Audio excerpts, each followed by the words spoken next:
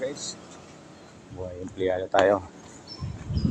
Ito yung guys, yung isang uri na empleyado na hindi na talaga natin maalis-alis sa ugali ng ating na kung nasaan yung boss, nasaan yung alam niyang kakapit siya yung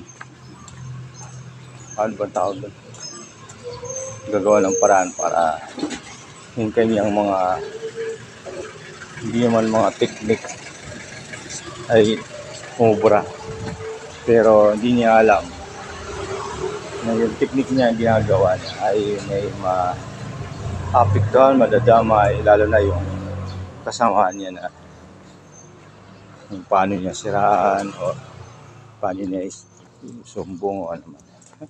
Hayaan natin guys na sabi nga mayroon kanya-kanya naman po yan ang ating mga immediate supervisor ay mayroon naman po yan mga observation, mga nakikitang